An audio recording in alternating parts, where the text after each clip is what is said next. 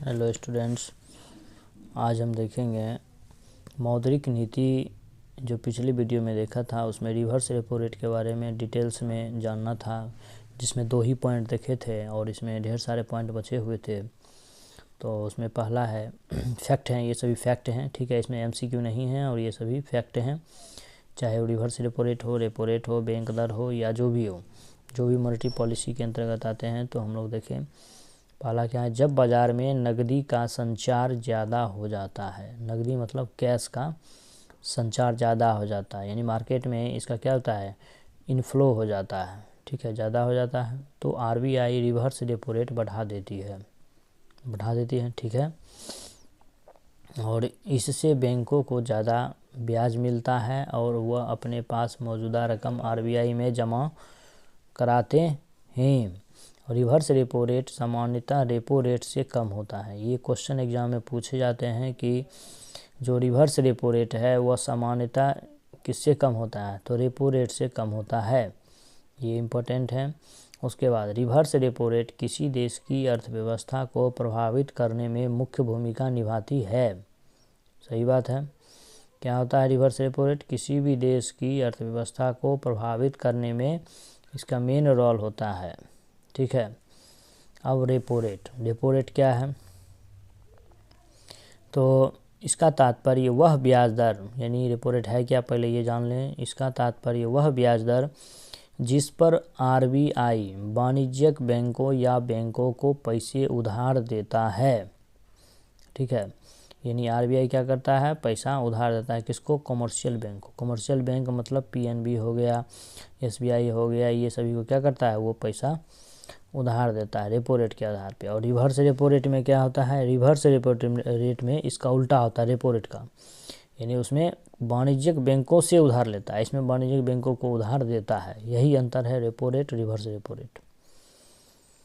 तो इसमें पहला फैक्ट है कि जब रेपो रेट बढ़ती है तो बैंक अपनी ब्याज दरें भी बढ़ाते हैं।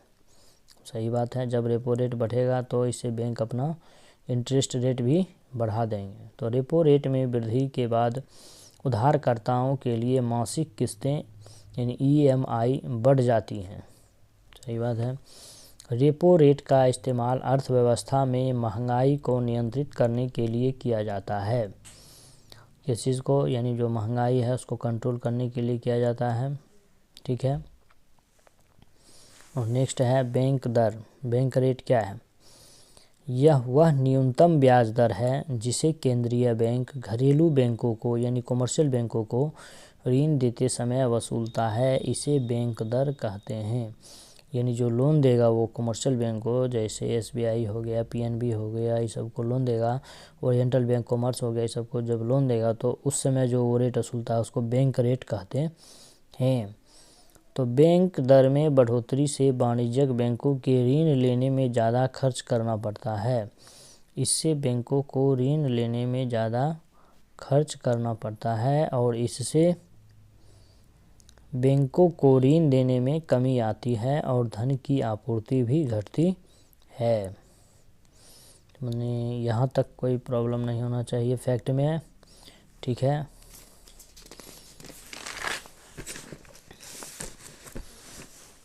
नेक्स्ट है हमारा कि बैंक दर को तय करने का काम आरबीआई की मौद्रिक नीति समिति करती है। कौन करता है, बैंक दर को तय करने का काम आरबीआई की मॉनेटरी पॉलिसी यानी कमेटी करती है। मॉनेटरी पॉलिसी कमेटी एमपीसी करती है, ठीक है। ये ऑब्जेक्टिव क्वेश्चन पूछ सकते हैं एग्जाम में कि बैंक दर को, बैंक रेट को तय कौन करता है, तो मॉनेटरी पॉलिसी कमेटी करती है, ठीक है। उसके बाद बैंक दर को तय करने का मकसद, इसका मकसद क्या है, मुद्रास्फीति और भारत की विनिमय दर को नियंत्रित करना होता है, चाहे वो एक्सचेंज रेट को कंट्रोल में करे या फिर इन्फ्लेशन को कंट्रोल में करे। इसके बाद हमारा है कि सीआरआर कैश रिजर्व रेशियो क्या है, तो किसी बैंक की कुल जमा राशि का वह प्रतिशत जिसे बैंक यानी वाणिज्यिक बैंक को नकदी के रूप में आरबीआई के पास रखना होता है, ठीक है, मतलब इसका कहने का मतलब क्या हो गया, कहने का मतलब है कि नाम से ही स्पष्ट है कि कैश रिजर्व रेशियो यानी रिजर्व में रहेगा किस टाइप का, तो कैश के रूप में। अब कौन किसके पास कैश रखेगा, तो कॉमर्शियल बैंक, यहाँ पर उल्टा है, कॉमर्शियल बैंक यानी चाहे SBI हो, PNB हो, ओरिएंटल बैंक कॉमर्स हो, ये सभी क्या करेंगे, RBI के पास रुपया अपने पास जमा रखेंगे, मतलब रुपया उनके पास जमा रखेंगे RBI के पास, किस रूप में, तो कैश के रूप में। ठीक है, तो यहाँ तक क्लियर हो गया। अब नेक्स्ट है हमारा कि CRR की दर RBI तय करता है। ठीक है, कौन तय करता है, CRR की दर RBI तय करता है और समय समय पर बदलता रहता है। ठीक है, कौन तय करता है, तो ये स्पष्ट पता चल गया कि RBI, और यह समय के अनुसार घटता बढ़ता रहता है, यानी बदलते रहता है। CRR की राशि भौतिक नगद के रूप में RBI के पास रखा जाता है।